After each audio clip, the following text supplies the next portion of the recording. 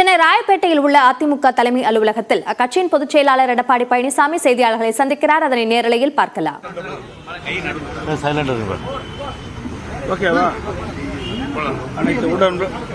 அனைத்து ஊடகங்களுக்கும் பத்திரிகைகளுக்கும் வணக்கம். மறைந்த முன்னாள் பாரத பிரதமர் டாக்டர் மன்மோகன் சிங் அவர்கள் எளிமையானவர், பொருளாதார நிபுணர். அவர் நிதியமைச்சராக இருந்த பொழுது இந்தியா கடுமையான பொருளாதார நெருக்கடியில் இருந்த காலகட்டத்தில் அவருடைய திறமையால் இந்தியாவை பொருளாதார வீழ்ச்சியிலிருந்து மீட்டெடுத்தவர். மறைந்த முன்னாள் பாரத பிரதமர் டாக்டர் மன்மோகன் சிங் அவர்கள் 10 ஆண்டு காலம் இந்திய நாட்டினுடைய பிரதமராக இருந்து சிறப்பாக ஆட்சி புரிந்தவர். அவரை இழந்து வாடும் ஒரு குடும்பத்தாருக்கும், காங்கிரஸ் கட்சியை சேர்ந்த தலைவர்களுக்கும், நிர்வாகிகளுக்கும், தொண்டர்களுக்கும் ஆழ்ந்த வருத்தத்தையும் இரங்கலையும் தெரிவித்துக் கொள்கின்றேன்.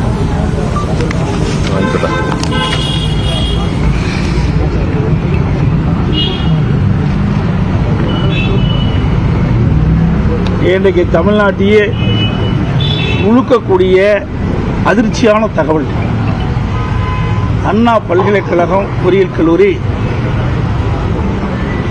இந்திய அளவில் ஒரு சிறந்த பல்கலைக்கழகமாக விளங்கிக் கொண்டிருக்கிறது.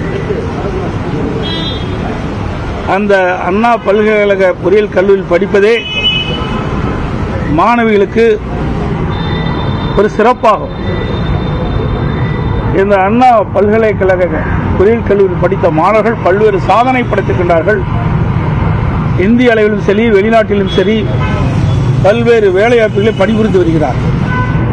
அப்படி அண்ணா பல்கலைக்கழகம் என்று சொன்னால் தமிழகம் மட்டுமல்ல, இந்தியா மட்டுமல்ல, உலக அளவிலே தெரிந்து கொள்ளக்கூடிய புகழ்மிக்க பல்கலைக்கழகமாக விளங்கிக் கொண்டிருக்கின்ற அந்த பல்கலைக்கழகத்தில் 23ஆம் தேதி இரவு 7:45 மணி அளவிலே ஞானசேகரன் என்பவர் அந்த பல்கலை வளாகத்தில் அத்துமீறி நுழைந்து அந்த பல்கலைக்கழகத்திலே படிக்கின்ற மாணவனும் மாணவியும் பேசிக் கொண்டிருந்த பொழுது அந்த மாணவனை அடித்து உதைத்து அங்கிருந்த மாணவியை பலாத்காரமாக அழைத்துச் சென்று பாலியல் வன்கொடுமை செய்ய முயற்சி செய்திருக்கின்றார். அதோடு பாலியல் வன்கொடுமை செய்கின்ற அந்த செயல்பாட்டினை அவருடைய செல்போனிலே படம் பிடித்ததாகவும் அந்த மாணவி தெரிவித்திருக்கின்றார். அதோடு பாலியல் சீடல் நடைபெற்றுக் கொண்டிருக்கின்ற அந்த நேரத்தில் அவருக்கு செல்போன் அழைப்பு வந்ததாகவும், அவர் ஒருவிடம் சார் என்று பேசியதாகவும் அந்த மாணவி புகாரிலே தெரிவித்திருக்கின்றார். அந்த சார் யார் என்பது இதுவரை வெளிப்படுத்தவில்லை. அந்த மாணவி சம்பந்தப்பட்ட காவல்துறையிலே, காவல் நிலையத்திலே புகார் செய்திருக்கின்றார். அந்த புகார் எல்லாம் இது தெரிவிக்கப்பட்டிருக்கின்றது. ஆனால் காவல் உயர் அதிகாரி அவர்கள் அந்த பாலியல் வன்கொடுமை செய்தது ஒருவர்தான், அவர் ஞானசேகரன் தான் என்று குறிப்பிடுகிறார். ஆனால் மாணவி அவர்கள் புகார் கொடுக்கின்ற அந்த புகாரிலே அந்த ஞானசேகரன் அவர்கள் சார் என்று செல்போனிலே பேசியிருக்கிறார் என்று குறிப்பிட்டிருந்தார். அப்படி என்றால் அவர் யார் என்று இதுவரை உயர்காவல்துறையர்கள் தெரிவிக்கப்படவில்லை. இதை மறைக்கின்றார்கள். இது வன்மையாக கண்டிக்கத்தக்கது. அது மட்டுமல்ல, பல்லாயிரக்கணக்கான மாணவ மாணவிகள் படிக்கின்ற அண்ணா பல்கலை பொறியியல் கல்லூரியில் எப்படி இவர் அடிக்கடி அங்கே நுழைந்து வளாகத்தில் சுற்றி தெரிய முடியும்? எந்த பாதுகாப்பும் இல்லாத ஒரு சூழ்நிலை இருக்கின்றது. தமிழகத்தில் பல்வேறு மாவட்டத்தில் இருந்து மாணவிகள் அண்ணா பல்கலைக்கழகத்திலே பொறியியல் படிப்பில் படித்து வருகிறார். அவர்களுக்கு என்ன பாதுகாப்பு இருக்கின்றது? இன்றைய தினம் பெற்றோர்கள் அச்சப்படுகின்றார்கள். அரசை நம்பித்தான் அந்த பெற்றோர்கள் மாணவி அண்ணா பல்கலைக்கழக பொறியியல் கல்லூரியை படிக்க வைக்கின்றார்கள். அது மட்டும் இல்லாமல் அந்த அண்ணா பல்கலைக்கழக பொறியியல் கல்லூரியிலே சுமார் 70 சிசிடிவி கேமரா பொருத்தப்பட்டிருப்பதாகவும் அதில் 56 சிசிடிவி கேமராக்கள் தான் வேலை செய்வதாகவும் தெரிவிக்கின்றார். மற்றவை ஏன் இயங்கவில்லை? 56 சிசிடிவி கேமரா தான் இயங்குவதாகவும் மற்றவர்களும் இயங்கவில்லை என்ற ஒரு வெட்கக்கேடான செயலை இந்த அரசு தெரிவித்திருக்கின்றது. அது ஒரு முக்கியமான பகுதி. அப்படி மக்கள் நடமாட்டம் கூடிய அந்த பகுதியிலேயே இப்படிப்பட்ட ஒரு பாலியல் வன்கொடுமை நடப்பது கண்டிக்கத்தக்கது. அதோடு ஞானசேகரன் என்பவர் சரித்திர பதிவேடு குற்றவாளி. இவர் மீது 20க்கும் மேற்பட்ட வழக்குகள் பதிவு செய்யப்பட்டதாக பத்திரிகையில் செய்தி வந்துள்ளன. சில வழக்குகள் தீர்ப்பு கிடைக்கப்பட்டிருக்கின்றன. இன்னும் பல வழக்குகள் நிலுவிலே இருக்கின்றது. இப்படி சரித்திர பதிவேடு உள்ள குற்றவாளி எப்படி தங்குதடை இல்லாமல் அண்ணா பல்கலைக்கழக பொறியியல் கல்லூரியில் நடமாட முடியும்? இதை எப்படி அனுமதித்தார்கள்? இப்படிப்பட்ட சரித்திர பதிவேடு உள்ள குற்றவாளிகள் உள்ளே நுழைந்தால் இப்படிப்பட்ட நிலைமைதான் ஏற்படும். இன்றைக்கு அனைத்து இந்திய அண்ணா திராவிட முன்னேற்ற கழக அரசு இருக்கின்ற போது சட்டத்தின் ஆட்சி நடைபெற்றது. காவல்துறை சுதந்திரமாக செயல்பட்டது. யார் குற்றம் செய்தாலும் அவரை உடனடியாக கைது செய்யக்கூடிய சூழ்நிலை இருந்தது. ஆனால் இன்றைய தினம் இந்த குற்றவாளி திரு ஞானசேகரன் அவர்கள் 23ஆம் தேதி இந்த சம்பவம் நடைபெற்றிருக்குது. 24ஆம் தேதி இந்த மாணவி காவல் நிலையத்தில் புகார் செய்திருக்கின்றார். புகார் செய்தவுடன் இந்த ஞானசேகரனை பிடித்து விசாரித்திருக்கிறார்கள். அப்போதே விடுவித்து விட்டார். இது எந்த விதத்தில் அவர் விடுவிக்கப்பட்டார்? பாலியல் வன்கொடுமை செய்த ஒருவரை புகார் வந்த பிறகு அவரை கைது செய்யாமல் ஏன் வெளிவிட்டீர்கள் என்று மக்கள் கேட்கின்றார்கள். இது ஒருவரும் இருக்க,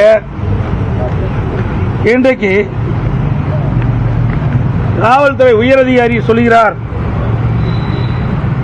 போஸ்டலில் இருந்து 100க்கு கம்ப்ளைண்ட் வந்தவுடன் வழக்கு பதிவு செய்யப்பட்டதாக ஒரு கருத்தை சொல்கிறார். இன்றைய தினம் அந்த துறையுடைய அமைச்சர் சொல்கிறார், போஸ்டலுக்கு கம்ப்ளைண்ட் வரவில்லை, 100% வரவில்லை, நேரடியாக காவல் நிலையத்தில் தான் இந்த மாணவி புகார் கொடுத்தார் என்று முரண்பட்ட கருத்தை சொல்லியிருக்கிறார். காவல் ஆணையார் ஒரு கருத்தை சொல்கிறார். இந்த துறையுடைய அமைச்சர் நேர்மறையான ஒரு கருத்தை சொல்கிறார். இந்த முரண்பட்ட கருத்து இருக்கின்ற காரணத்தினால்தான் உண்மை நிலை மக்களுக்கு தெரிய வேண்டும் என்று சொன்னால் இந்த வழக்கை சிபிஐயிடம் ஒப்படைக்கப்பட வேண்டும். இதில் ஆளுங்கட்சியைச் சேர்ந்த நபர்கள் சம்பந்தப்பட்டிருப்பதாக பத்திரிகையிலும் வலைதளங்களிலும் செய்திகள் வந்து கொண்டிருக்கின்றன. இந்த ஞானசேகரன் என்பவர் திராவிட முன்னேற்ற கழகத்தைச் சேர்ந்தவராக இருப்பதாக செய்திகள் வெளிவந்துள்ளன. வலைதளங்களிலே செய்திகள் வந்திருக்கின்றன. இதையெல்லாம் பார்க்கின்ற பொழுது ஆளுங்கட்சியைச் சேர்ந்தவரை தப்பிக்க வைக்க இந்த காவல்துறை செயல்படுகின்ற அச்சம் மக்களிடத்தில் இருக்கின்றது. ஆகவே நடுநிலையோடு உண்மையாக பாதிக்கப்பட்ட மாணவிக்கு நீதி கிடைக்கின்ற விதமாக விசாரணை நடைபெற வேண்டும் என்றால் இந்த வழக்கை சிபிஐயிடம் ஒப்படைக்க வேண்டும்.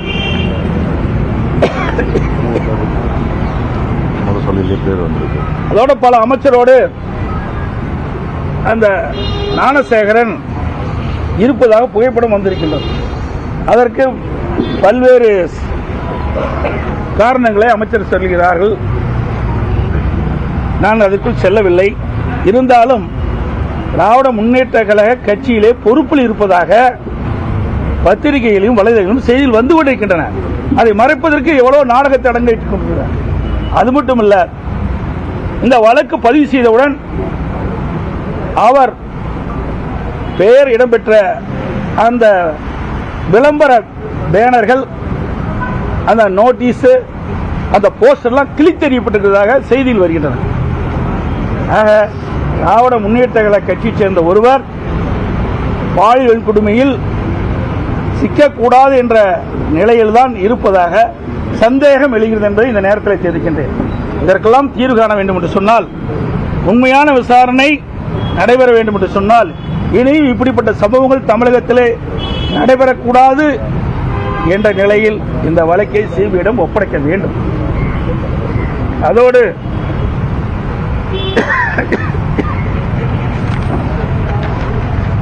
இன்றைக்கு அண்மை காலமாக பார்த்தீங்களா, இந்த 2-3 மாதங்கள்ல சென்னை மாநகரத்தை சுற்றி பல்வேறு பாலியல் கொடுமை தொடர்ந்து நடைபெற்றுக் கொண்டிருக்கின்றது.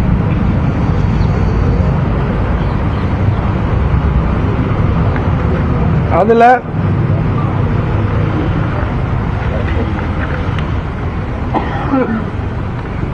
அண்ணா நகர் பகுதியில்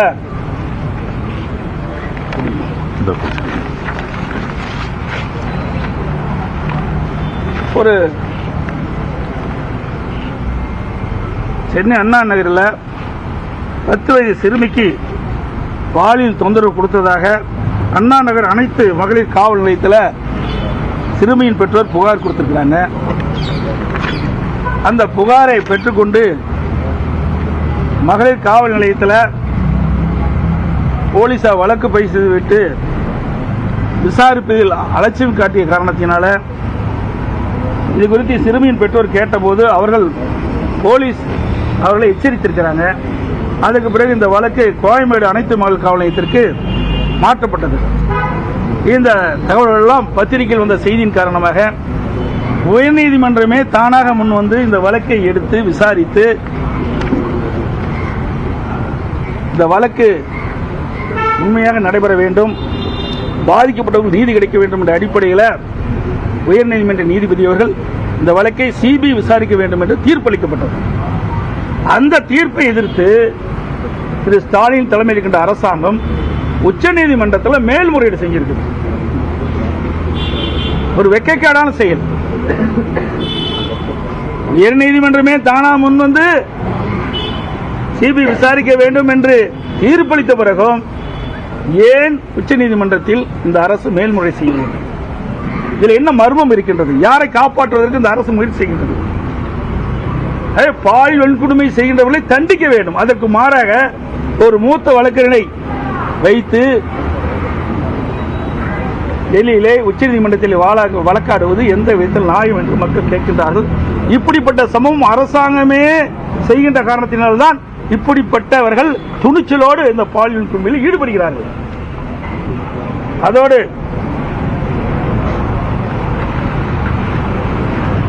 மற்றொரு மாணவி சென்னை சிந்தாரப்பேட்டையில் மணலம் குன்றிய ஒரு மாணவி கல்லூரியில் படிச்சுட்டு இருந்தாங்க. அவர்களை 10க்கும் மேற்பட்டவர் தொடர் பாலியல் கொடுமையில் ஈடுபட்டிருக்கிறார். இது சென்னையில் மட்டும் நடைபெற்ற சம்பவம்.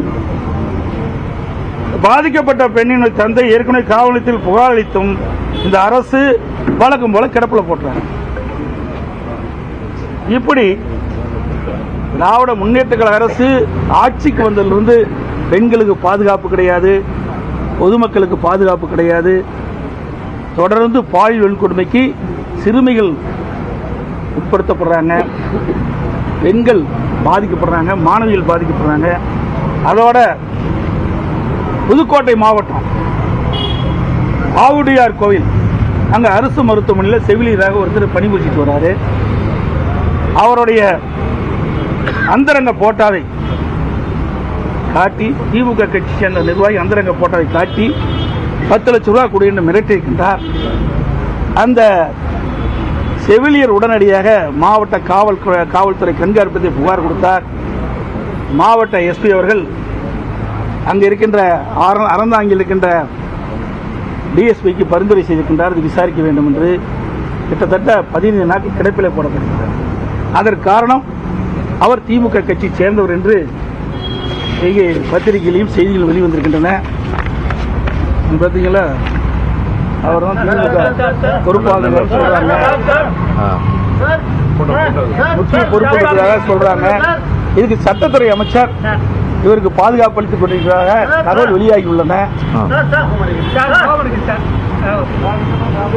இப்படி திமுக கட்சி சேர்ந்த நிர்வாகிகள் இப்படி பாலியல் வன்கொடுமைக்கு கொடும் குற்றச்செயலில் ஈடுபடுகின்றவர்கள் திமுக கட்சி சேர்ந்த பெரும்பாலும் இருப்பதாக செய்திகள் வலைதளங்களில் வந்து கொண்டிருக்கின்றன. இதனால்தான் காவல்துறை சுதந்திரமாக செயல்பட முடியவில்லை, குற்றவாளிகளை கண்டுபிடிக்க முடியவில்லை. இன்றைக்கு தமிழகத்தில் குற்றவாளிகள் கொஞ்சம் கூட அச்சமில்லாமல் குற்றச்செயலில் ஈடுபடுகிறார்கள். அனைத்து இந்திய அண்ணா திராவிட முன்னேற்ற கழகம் ஆட்சி இருக்கின்ற பொழுது சட்டத்தின் ஆட்சி நடந்தது. ஸ்காட்லாந்து காவல்துறைக்கு இணையாக நம்முடைய தமிழ்நாடு காவல்துறை செயல்பட்டது. நாங்கள் சுதந்திரமாக செயல்பட விட்டோம். குற்றம் செய்வர்கள் அச்ச உணர்வோடு இருந்தார்கள். குற்றம் செய்வர்களுக்கு தகுந்த தண்டனை கிடைக்கக்கூடிய சூழ்நிலை நாங்கள் உருவாக்கி தந்தோம். ஆனால் ஸ்டாலின் மாடல் ஆட்சியிலே குற்றவாளிகள் சுதந்திரமாக செயல்பட்டுக் கொண்டிருக்கின்ற காட்சி பார்க்கிறோம். காவல்துறை அதிகாரிகளுக்கு சுதந்திரம் கிடைக்கல. வேலிய பயிரை மேஞ்ச மாதிரி இன்றைக்கு தமிழ்நாட்டுடைய நிலை இருக்குது என்பதை இந்த நேரத்தில் தெரிவிக்கிறேன். நீங்க முதலமைச்சரா இருந்திருக்கீங்க, காவல்துறை உங்க கட்டுப்பாட்டுல இருந்திருக்கு. இப்ப இருக்கக்கூடிய காவல்துறை இந்த ஒரு பதட்டமான ஒரு வழக்குல எஃப்ஐஆர் வெளியே கசிஞ்சிருக்கு. நேற்று பிரச்சனையில கமிஷனர் என்ன சொல்றாருன்னா டெக்னிக்கல் எரர்னு சொல்றாரு. நீங்களும் முதலமைச்சரா இருந்திருக்கீங்க, காவல்துறை கட்டுப்பாட்டுல இருக்கீங்க. அவர் சொல்றது எந்த அளவுக்கு நியாயம்?